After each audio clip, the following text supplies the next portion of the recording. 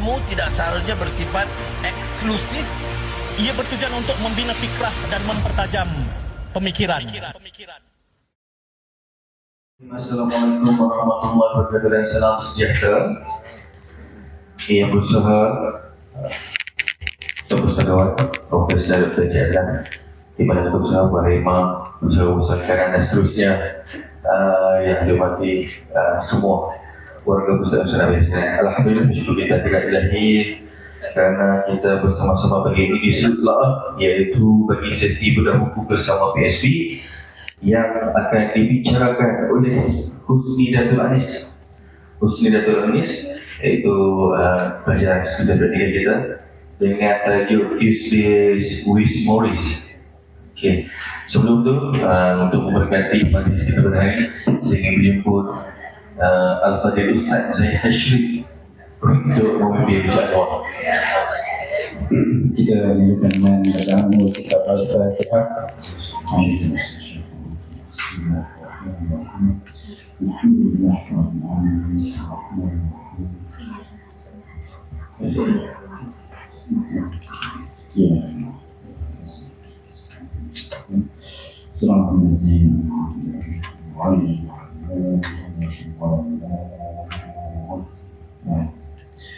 Bismillahirrahmanirrahim. Alhamdulillahirabbil alamin wassalatu wassalamu ala asyrafil anbiya'i wal mursalin wa ala alihi wa sahbihi ajma'in.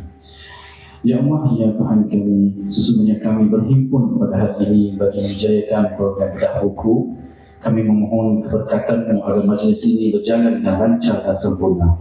Ya Allah, bukakanlah pintu hati kami untuk menerima ilmu dan hikmah. Jadikanlah perkongsian bedah buku hari ini sebagai asbab untuk kami menambah pengetahuan, membaiki akhlak dan meningkatkan kualiti diri kami.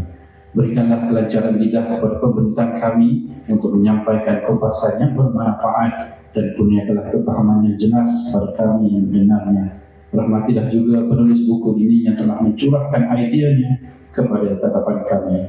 Rabbana atina fid dunya hasanah wa fil akhirati hasanah wa qina azabannar. Wa sallallahu ala nabiyyina Muhammad wa ala alihi wa sahbihi wasallam. Walhamdulillahi rabbil alamin. Terima kasih kepada Ustaz Zahid di atas pimpinan bacaan doa tadi. Baiklah, bagi sesi kali ini, iaitu seperti yang saya beritahu tadi, tajuk iaitu Useless with Morris, karya Mish Albert. Kalau kita tengok ini telah berkisarkan di novel. Bukan, memor. Memor. Okay. Kisah penyitaan ada juga. Kisah penyitaan. Sikit. Okey, tanpa melengahkan masa lagi, saya menjemput tadi dia sebut nak bagi Husni boleh, nak bagi Anis boleh, tak masalah. Ya. Okey, silakan. Alright, Assalamualaikum dan selamat pagi semua. Terima kasih kerana memberi peluang kepada saya untuk menelaah buku pada hari ini. Okey, buku yang saya akan kupaskan pada hari ini bertajuk To Stay with Mori, an Old Man, a Young Man and Life Characters Lesson, karya Mish Albert yang berbentuk memor dan diterbitkan pada tahun 1997. Okey, buku ini merupakan sebuah memor hasil tulisan Mish Albert dan mengisahkan pengalaman sebenar penulis bersama bekas pensyarahnya, iaitu Profesor Maurice Walsh, yang menghidap penyakit amyotrophic lateral sclerosis, iaitu ALS, sejenis penyakit saraf yang menyebabkan kelumpuhan secara berperingkat kepada otot manusia sehingga membawa maut. Kisah ini berfokus kepada pertemuan semula antara Mish dan Mori selepas bertahun-tahun terpisah, serta perbualan mereka yang berlangsung setiap hari Selasa sebagai satu kelas terakhir tentang kehidupan. Memo ini bukan sekadar kisah tentang seorang pesakit yang menghadapi kematian, tetapi merupakan refleksi mendalam tentang makna kehidupan, nilai kasih sayang, kepentingan hubungan manusia serta keberanian menerima takdir. Melalui perbincangan yang menyentuh pelbagai aspek kehidupan, Mori menyampaikan pelajaran yang memberi kesan besar kepada Mish dan juga kepada para pembaca. Mish Albom digambarkan sebagai seorang graduan yang pernah rapat dengan Mori semasa di universiti. Ketika itu Mori bukan sahaja seorang pensyarah, malah menjadi mentor dan figura seorang bapa kepada Mish. Namun selepas tamat pengajian, Mish mula hanyut dalam kesibukan kerjaya sebagai wartawan sukan. Beliau selalu fokus mengejar kejayaan, wang dan kestabilan hidup sehingga melupakan janji untuk terus berhubung dengan Mori.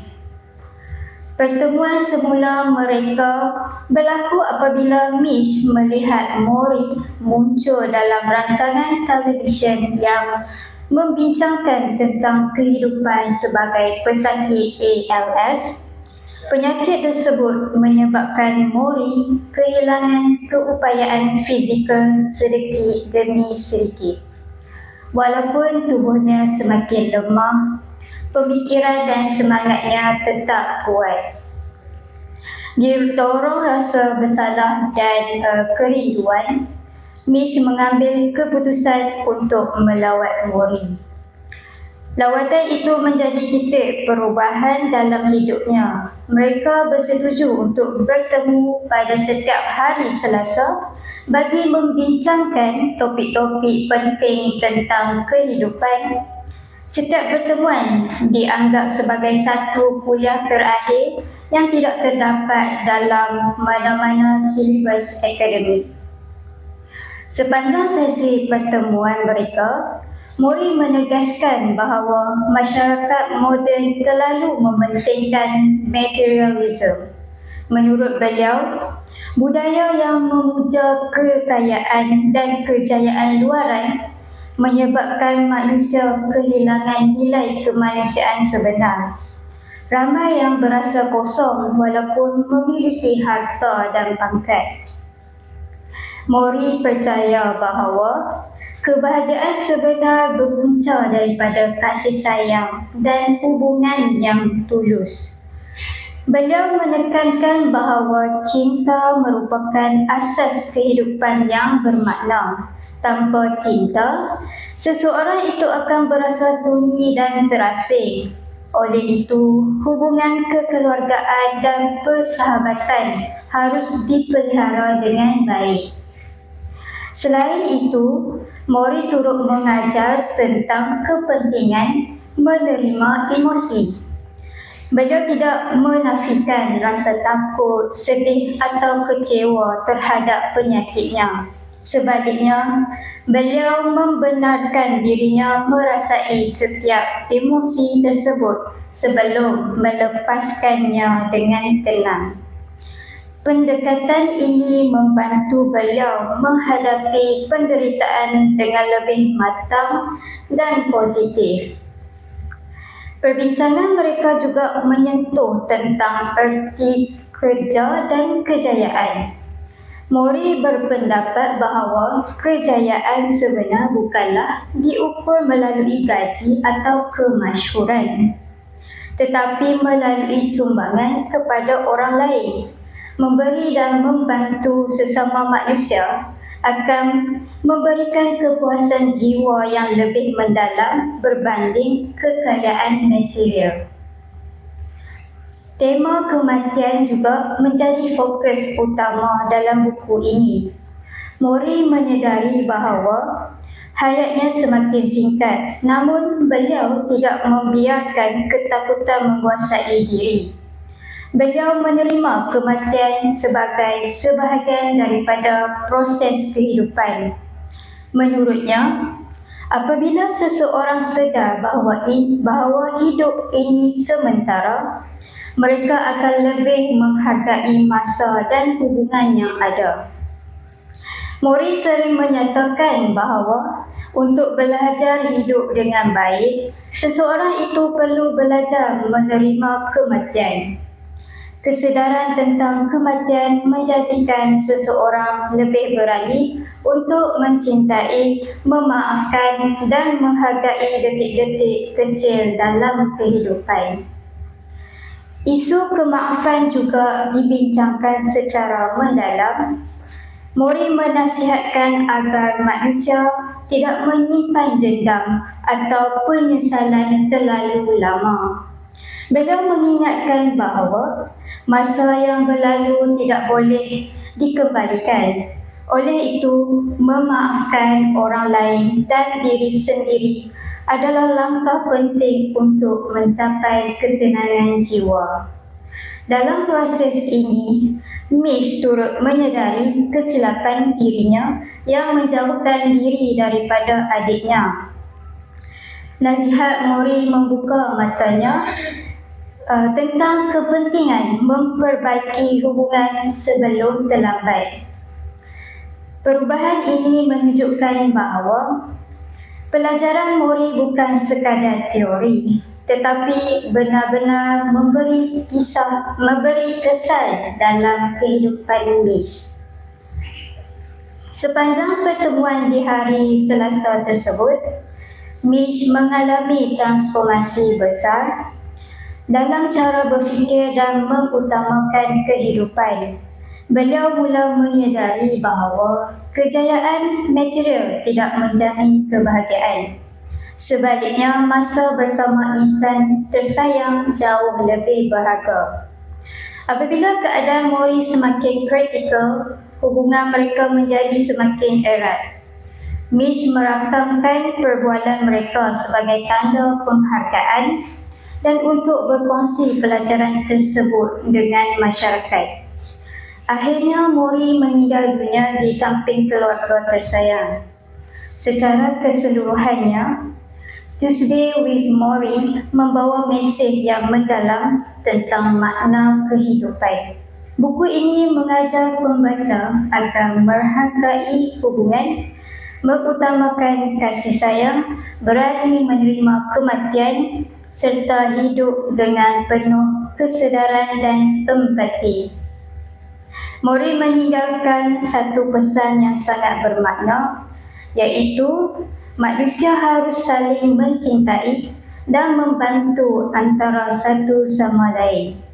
Kesimpulannya, buku ini bukan sekadar kisah tentang seorang guru yang sakit, tetapi merupakan panduan hidup yang menyentuh hati.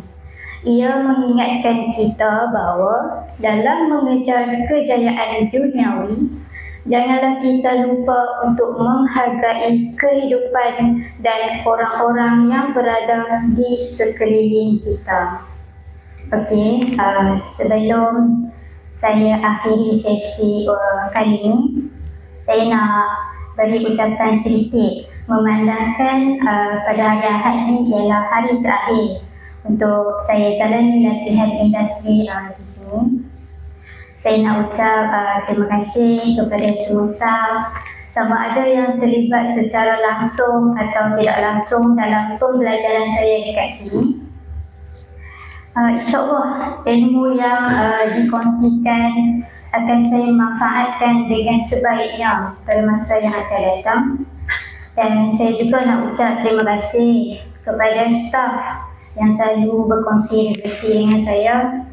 Moga rezeki kalian semakin melimpah ruah dan boleh berkongsi kebaikan tersebut dengan orang lain juga. Dan juga saya nak minta maaf kalau ada terasa hati dengan kelakuan ataupun percakapan saya minta maaf.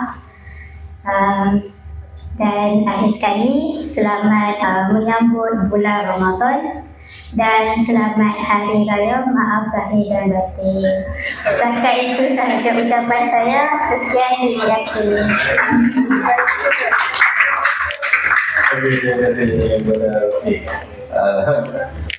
Puasa lagi dah pecah ya. Sejak lah. Sebab tak ada lah. Okay, dalam novel ni dia cerita pasal materialistik. Yang satu lagi cerita hubungan dengan kemanusiaan. Kalau kita tengok masa sekarang ni materialistik, cerita hubungan tu dia saling berkait. Masihkah relevan lagi berbanding dengan ni? Saya rasa masih relevan sebabnya di zaman sekarang ni manusia memang terikat dengan kerja seharian. So tak ada masa langsung untuk meluangkan masa dengan orang tersayang. Okey, macam kita tengok. Ya. Ini true story. Cerita sebenar ataupun dia rencana. Ya betul. Cerita sebenar antara penulis dengan bekas pensyarah dia.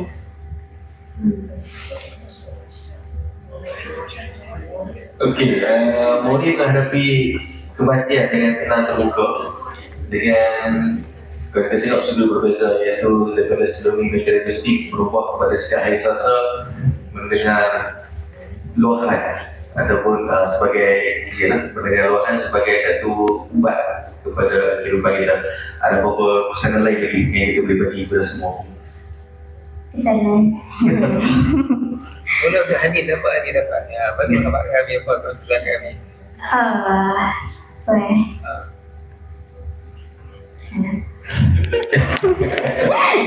Mungkin boleh bagi nasihat dulu macam mana selepas ni. Saya rasa saya tak layak untuk nak bagi nasihat. Tapi saya yang patut mendengar nasihat daripada semua staff. Sebab saya ni masih lagi orang kata apa? Usia setahun dah apa? Saya ni masih lagi tak cukup pengalaman untuk menempuh liku-liku pekerjaan yang mendatang. So, saya rasa saya yang patut take advice. Okey, dan ada beberapa soalan yang kita nak tanya. Nanti sambung balik. Ya. Tak. Ni last semester. Masuk Lepas balik. ni dah habis dah. Oh, tak masuk lah. Dah. InsyaAllah ada beberapa soalan daripada tetamu-tetamu kunjungan kita pada hari ini. Kita ucapkan dia selamat berjaya untuk ke depan, insyaAllah. InsyaAllah. Terima kasih Kak Ani. Okey, kalau tak ada apa-apa, insyaAllah bagi sesi telak kita pada ini iaitu kupas di mana Swiss Mori iaitu karya daripada tahun 1997. Oh sorry, 1997. So, saya sebagai wakil daripada semua, daripada ketua pustakawan, timbalan dan juga warga-warga pusat-pusat mengucapkan terima kasih kepada Anis kerana menyumbang bakti memberi tenaga sama-sama kami dalam melaksanakan objektif-objektif yang telah kita sediakan oleh Habib. Jadi telapah kita akan berakhir pada setakat ini saja. InsyaAllah selepas ini akan ada Esra dan juga satu lagi kita ada berikir di Auditorium 2. Kita jumpa lagi insyaAllah bagi telapah seterusnya. Sekian daripada Taufiq Hidayat. Assalamualaikum warahmatullahi wabarakatuh. Ilmu tidak seharusnya bersifat eksklusif. Ia bertujuan untuk membina fikrah dan mempertajam pemikiran.